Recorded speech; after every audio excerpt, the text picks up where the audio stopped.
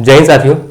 आज की क्लास में हम बात करेंगे राष्ट्रपति का जो शपथ है वो कौन दिलाएगा और किस चीज़ की वो शपथ लेते हैं, और इसके साथ साथ जो उनका वेतन है वो कितना है, और अगर राष्ट्रपति किसी कारणवश अगर उनको हटाया जाए तो उस कंडीशन में उनको उनके ऊपर जो आर्टिकल 61 का जो प्रभाव है वो किस प्रकार से लागू किया जाएगा। आइए देखते हैं। देखिए, पिछली क्लास में हम बात कर चुके, ठीक है, क्योंकि इसकी ऑलरेडी 2 क्लास हो चुकी है, ये आज की तीसरी क्लास है। और पिछली क्लास में हम बात कर चुके कि राष्ट्रपति का निर्वाचन कैसे होगा, उनकी योग्यताएं क्या क्या होंगी और उनका जो कार्यकाल है वो क्या क्या होगा, और जो इनका निर्वाचन की रीति थी उसको भी हमने समझाया था। चलिए आगे देखते हैं। आज की क्लास में हम बात करेंगे कि आर्टिकल 59 क्या है। आर्टिकल 59 में कहा गया है राष्ट्रपति का वेतन, ठीक है, इनके वेतन के बारे में यहां पे बात की गई है। और इसकी पिछली वाली जो क्लास थी, क्लास 2 में हमने आपको एक क्वेश्चन दिया था और पूछा था कि जो राष्ट्रपति का निर्वाचन है, ठीक है, राष्ट्रपति का जो निर्वाचन है या जो अप्रत्यक्ष निर्वाचन है वो क्यों होता है, ठीक है। तो आप लोगों ने कमेंट थोड़ा सा किया था और कुछ लोग भी नहीं किए थे, तो मैं बता दे रहा हूं कि उनका जो निर्वाचन है वो क्यों होता है। क्योंकि हमारे यहाँ पे संघीय शासन है, अर्थात हमारे यहाँ पे फेडरल सिस्टम है, और जहां पे फेडरल सिस्टम होगा वहां का जो राष्ट्र का अध्यक्ष होगा उसका चुनाव होगा, चाहे वो प्रत्यक्ष हो चाहे वो अप्रत्यक्ष हो। तो हमारे यहाँ पे क्या है, हमारे यहाँ पे भारतीय संविधान जो है वह फेडरल सिस्टम को अपनाता है, इसीलिए हमारे जो राष्ट्र प्रमुख हैं उनका चुनाव होता है, ठीक है। और जो हमने यहाँ पे फेडरल सिस्टम लिया, हमने कहां से लिया था, ब्रिटेन के संविधान से लिया।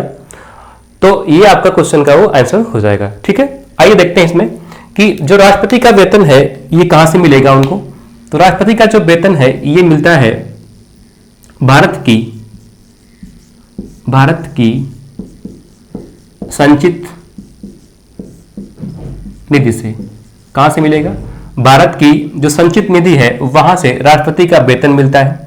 और उसके साथ साथ राष्ट्रपति का अगर हम वेतन की बात कर ले तो वर्तमान में जो इनका वेतन है वो कितना है? वर्तमान में इनका वेतन है 5 लाख रुपए। कितना है? 5 लाख रुपए इनका है प्रति माह, ठीक है। प्रति माह 5 लाख रुपए मिलता है। जो इनका वेतन कैसे होता है? टैक्स मुक्त होता है। कैसे होगा? कर मुक्त होता है। लेकिन अगर इनके वेतन की अगर हम बात करें, क्या इनके वेतन को कभी काटा जा सकता है? तो हाँ, इनके वेतन को काटा जा सकता है, लेकिन कब काटा जाएगा? जब भारत में वित्तीय आपातकाल लागू होता है। तो वित्तीय आपातकाल के दौरान, वित्तीय जो आपातकाल होता है उस वित्तीय आपातकाल के दौरान इनके वेतन को भी काटा जा सकता है, ठीक है।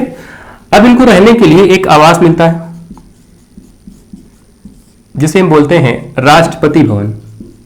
राष्ट्रपति भवन जो कहां है बताओ? नई दिल्ली में, आप सबको पता है। और यहां से क्वेश्चन पूछता है, इस ज्योग्राफी में आप जाओगे तो राष्ट्रपति जो भवन है ना वह कहां पे स्थित है? तो रायसीना जो पहाड़ी है, आप जानते हैं, जो अरावली की पहाड़ी का जो एक पार्ट है उसी पर राष्ट्रपति भवन हमारा निर्मित है, ठीक है। तो आर्टिकल जो 59 था उसमें वेतन की बात की गई है। लेकिन इसके बाद अगर हम बात करें आर्टिकल 60, जो आर्टिकल 60 है यानी 60 है, उसमें बात की गई है राष्ट्रपति के शपथ की। तो याद रखना कि पहले वेतन है, बाद में क्या है? शपथ है। अब राष्ट्रपति को शपथ की बात करें, शपथ कौन दिलाएगा? तो राष्ट्रपति को शपथ दिलाते हैं चीफ जस्टिस ऑफ इंडिया, अर्थात भारत का मुख्य न्यायाधीश जो होगा वह राष्ट्रपति को शपथ, उनके पद के लिए शपथ दिलाएगा। और आप सभी लोग कमेंट करके एक बात बताइए कि जो राष्ट्रपति होते हैं वो किसकी शपथ लेते हैं? किसकी शपथ लेते हैं वो, ठीक है, किसकी शपथ लेते हैं, ये आप लोग कमेंट करके बताइए, ठीक है। नहीं बताएंगे तो मैं अगली वीडियो में चर्चा कर दूंगा। उसके बाद आता है आर्टिकल 61। आर्टिकल 61 क्या है? आइए देखते हैं। आर्टिकल 61 हमारा जो मोस्ट इंपॉर्टेंट है।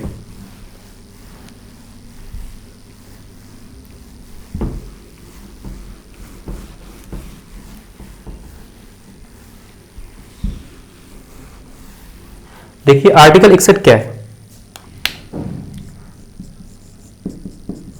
आर्टिकल 61 में कहा गया है राष्ट्रपति पर महाभियोग, राष्ट्रपति पर महाभियोग, ठीक है। और ये जो महाभियोग है, इम्पीचमेंट है, या इसको हमने कहां से लिया? इसको हमने अमेरिका के संविधान से लिया, अर्थात यूएसए से लिया। इसका स्रोत, यानी इसका हम स्रोत की बात करें, स्रोत कहां से है? अमेरिका के संविधान से। लेकिन यहां पे एक बात याद रखिएगा कि जो इम्पीचमेंट शब्द है, जो राष्ट्रपति पर महाभियोग शब्द है, वो सिर्फ किसके लिए यूज किया जाता है? सिर्फ राष्ट्रपति के लिए यूज किया जाता है। अब इसका आधार क्या होता है? हमारे संविधान में जो इसका आधार है वो क्या है? तो राष्ट्रपति पर महाभियोग लगाने का जो आधार होगा वो क्या होगा? संविधान का अतिक्रमण करना। ठीक है। अब ये जो अतिक्रमण है, इसका मतलब संविधान में कोई जिक्र नहीं है।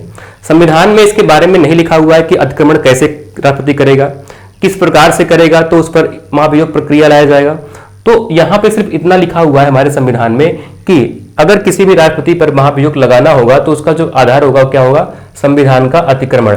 अगर वो संविधान का अतिक्रमण कर रहा है तो उस कंडीशन में उस राष्ट्रपति के ऊपर महाभियोग लगाया जा सकता है। लेकिन कैसे लगाया जाएगा, आइए देखते हैं। ठीक है, देखिए यहां पर अगर हम बात करें कि इनके ऊपर जो प्रक्रियाएं होंगी, ये जो प्रक्रिया है वो कैसे स्टार्ट की जाएगी, तो सबसे पहले ये हमारा क्या है? संसद है। ये हमारा क्या है? संसद। और संसद के अगर अंग की बात कर लें तो अंग कितने होते हैं बताओ? 3 होते हैं। कौन कौन से? लोकसभा, राज्यसभा और राष्ट्रपति। लेकिन सदन की बात कर ले, सदन कितने होंगे? 2। एलएस का मतलब क्या होगा? लोकसभा। आरएस का मतलब जानते रहिए क्या होगा? राज्यसभा। मान लीजिए क्या हुआ कि राष्ट्रपति पर महाभियोग लगाने का जो प्रस्ताव है ये क्या है? ये आर्टिकल 61, ये मैं लिख दे रहा हूं यहां पे, ये क्या है? महाभियोग है। ठीक है, ये प्रस्ताव है, ये किस पर लाया जा रहा है? राष्ट्रपति के ऊपर लाया जाएगा। तो एक बात याद रखिएगा कि राष्ट्रपति के ऊपर महाभियोग प्रक्रिया लाई जाएगी तो वह संसद के किसी सदन में लाई जा सकती है, चाहे वो पहले लोकसभा में लाई जाए, चाहे वह सबसे पहले राज्यसभा में लाई जाए, लेकिन किसी भी एक में लाई जा सकती है। कोई क्लियर नहीं है कि पहले लोकसभा में आएगी या पहले राज्यसभा में आएगी, तो कहीं भी ये जा सकती है। मैंने कहा कि पहले जो आर्टिकल 61 का जो परिणाम था, या जो आर्टिकल 61 है, महाभियोग प्रक्रिया सबसे पहले कहां पे आई? लोकसभा में आई। अब लोकसभा में जब से आएगी तो यहाँ पे जो हमारे कुल सदस्य हैं, ठीक है, क्या लिख रहे हैं हम? कुल सदस्यों का 25% या हम कह लेते हैं 1/4 सदस्य अगर उस बिल पर हस्ताक्षर करते हैं। ठीक है, हस्ताक्षर अभी लाया नहीं गया, अभी क्या हो रहा है? जो बिल आया है वो हस्ताक्षरित हो रहा है। ठीक है, तो जो कुल मेंबर हैं, कुल मतलब कितना है वर्तमान में? 543 क्या है वर्तमान में है।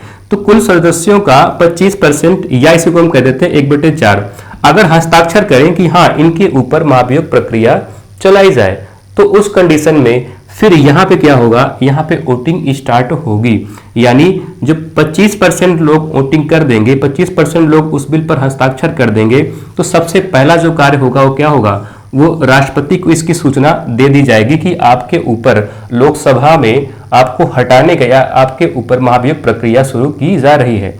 और सूचना कौन देगा? तो इसका जो अध्यक्ष होगा, यानी लोकसभा अध्यक्ष क्या करेगा? जो लोकसभा अध्यक्ष हैं, लोकसभा अध्यक्ष ये क्या करेंगे? राष्ट्रपति को, ठीक है, राष्ट्रपति को 14 दिन के अंदर ठीक है, इसकी महाभियोग की सूचना राष्ट्रपति को दे देंगे। लेकिन कितने दिन के अंदर? 14 दिन के अंदर। ठीक है, अब यहां पे क्या होगा? अब जब हस्ताक्षरित हो गया तो उस कंडीशन में अब इनके ऊपर महाभियोग प्रक्रिया की वोटिंग यहां पे करवाई जाएगी। तो यहां पे क्या होगा? वोटिंग कैसे की जाएगी? तो कुल सदस्यों का 2/3 बहुमत। ठीक है, 2/3 बहुमत। अगर कुल सदस्य जो है हमारे 543, उनमें से 2/3 जो बहुमत अगर उसमें मिल जा रहा है कि हाँ इनको हटाया जाए, इनको पद से हटा दिया जाए, तो उस कंडीशन में वो क्या होगा? ये लोकसभा से पास हो जाएगा। लोकसभा से जैसे पास होगा वैसे कहां पहुंचेगा? राज्यसभा में। अब ये बिल जो होगा ये कहां पहुंचेगा? राज्यसभा में। तो याद रखिएगा कि जब फर्स्ट सदन में अगर कोई भी पहले सदन में अगर वो बिल पास हो जाएगा, तो जब सेकंड सदन में जाएगा तो सेकंड सदन क्या करेगा? एक जांच कमेटी बनाएगा। क्या बनाएगा? एक जांच कमेटी। तो अब राज्यसभा में क्या होगा? एक जांच कमेटी बनेगी, और इस जांच कमेटी में कितने मेंबर होंगे ये हमारे संविधान में क्लियर नहीं है। ठीक है, जांच कमेटी बनेगी और ये जांच कमेटी जब बनेगी तो जांच कमेटी राष्ट्रपति के ऊपर लगाए गए आरोप पर जांच करेगी, क्या ये सही है या नहीं। अगर हाँ सही है तब यहां भी वोटिंग की प्रक्रिया स्टार्ट हो जाएगी।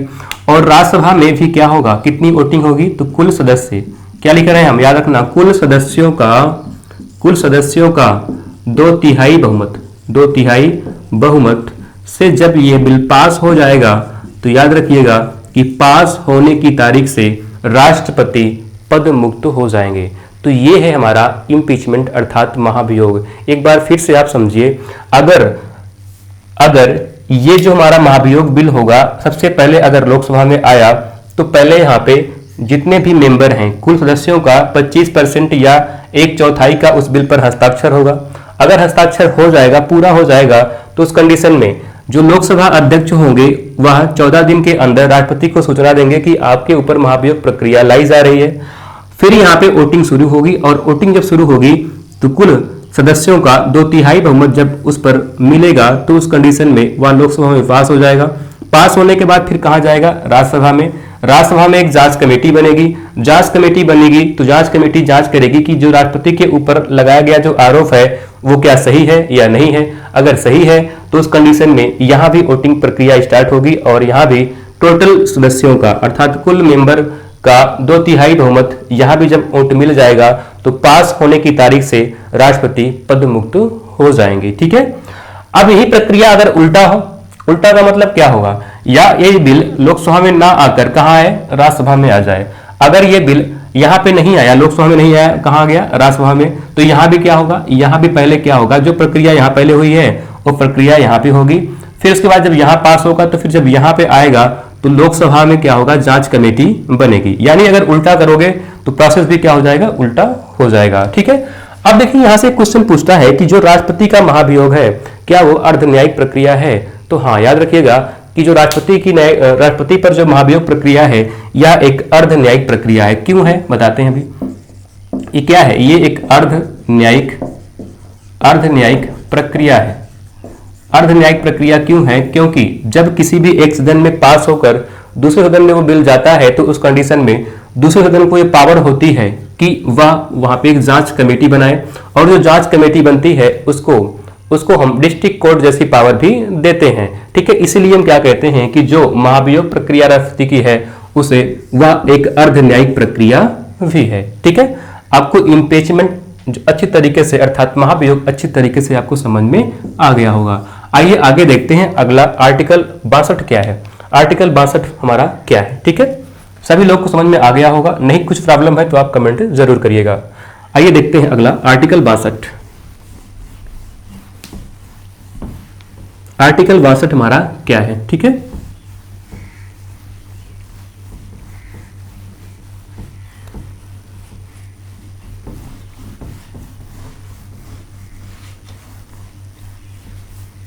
देखिए आर्टिकल 62 क्या है, उसके बाद आर्टिकल 71 क्या है, उसके बाद आर्टिकल 72 क्या है, उसके बाद आर्टिकल 123 क्या है, और उसके बाद आएगा आर्टिकल 143 क्या है। ठीक है, इन सभी पर हम चर्चा कर लेते हैं क्या क्या है, फिर इसको विस्तार से हम आगे पढ़ेंगे।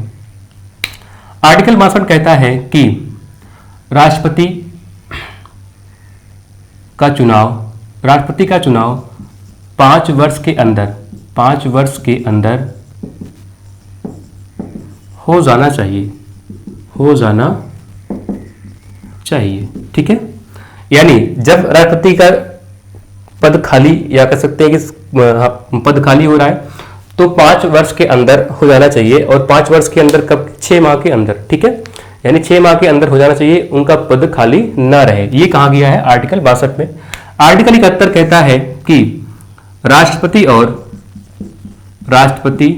और उपराष्ट्रपति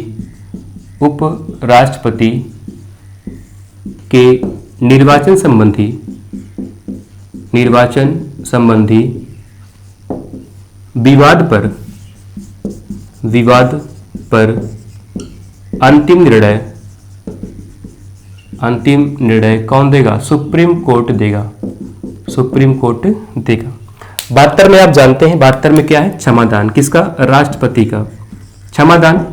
ठीक है, इसको हम विस्तार से पढ़ेंगे आगे, बस अभी बता दे रहे हैं आपको कि आर्टिकल 72 में क्या है, लेकिन इसको हम विस्तार से आगे पढ़ेंगे। उसके बाद आता है आर्टिकल 123। 123 में क्या है? तो यहां पे कहा गया है राष्ट्रपति का अध्यादेश, राष्ट्रपति का अध्यादेश। ठीक है, इसको भी हम विस्तार से आगे पढ़ेंगे। उसके बाद आर्टिकल 143, यहां पे कहा गया है राष्ट्रपति सुप्रीम कोर्ट से परामर्श ले सकता है। अब किस किस पर लेगा? तो ये हम बात करेंगे जब सुप्रीम कोर्ट आपको पढ़ाएंगे, तब वहां पे हम बात करेंगे कि राष्ट्रपति के द्वारा अगर कोई परामर्श लिया जा रहा है तो राष्ट्रपति उसको मानने के लिए बाध्य है, या सुप्रीम कोर्ट दे रहा है तो मानने के लिए बाध्य है या नहीं। तो इस पर हम बात करेंगे जब हम सुप्रीम कोर्ट पढ़ेंगे, तो वहां से विस्तार से बात करेंगे। ठीक है, तो आज की क्लास में हम इतना रख रहे हैं। उसके बाद जब हमारी चौथी क्लास होगी राष्ट्रपति की, तो हम बात करेंगे कि जो राष्ट्रपति की शक्तियां हैं वो क्या क्या हैं, कितनी प्रकार की शक्तियां राष्ट्रपति में निहित हैं, और जो राष्ट्रपति की शक्तियां हैं उसके अंतर्गत राष्ट्रपति क्या क्या कार्य करते हैं। तो आज के लिए धन्यवाद जुड़ने के लिए, और मिलते हैं कल। तब तक के लिए नमस्कार, जय हिंद।